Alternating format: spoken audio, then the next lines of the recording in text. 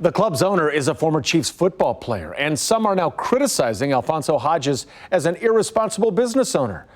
KCTV5's investigative department has been talking with Hodges and digging into what the city knew about this club and how they were trying to get it shut down.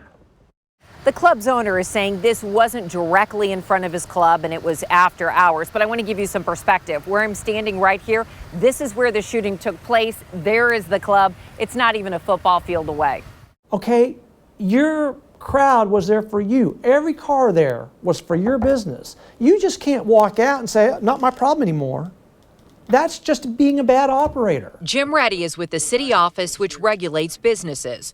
He's been watching the 9 Ultra Lounge ever since January's mass shooting, where 15 people were shot and 2 were killed, including the shooter. We're here 6 months later, and it's the same thing. It's the same argument. Reddy says this wild shooting is connected to the club.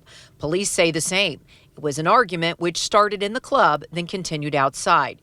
Reddy says city employees have been watching this club to see if it was following the rules and closing on time, and they weren't. They were drinking, they were being served alcohol, they were dancing, place is completely open.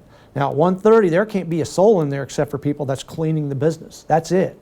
But at 1:46, when they left, rocking and rolling. Last week, Reddy sent this letter letting Hodges know he wants to revoke the club's liquor license, pointing out the club is responsible for the conduct of their business. The condition of the premises must be safe, clean, and sanitary, and pointing to nuisance codes which say a business cannot change the character of a residential area.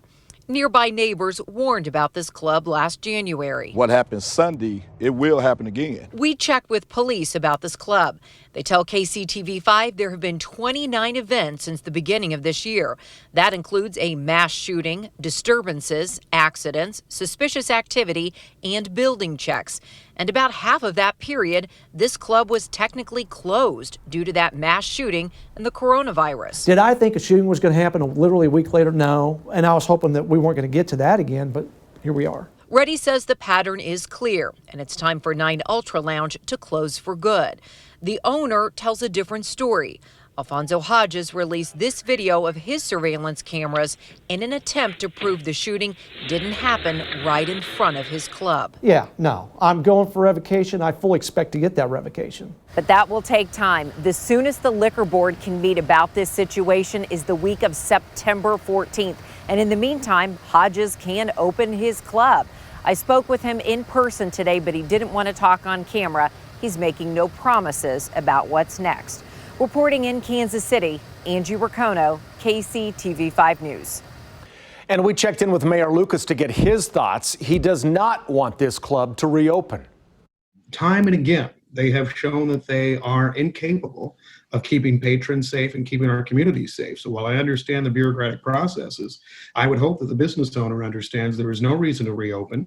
I imagine the city will go through the necessary steps to make sure at least the license is revoked. And I think that is the right thing given the circumstances here.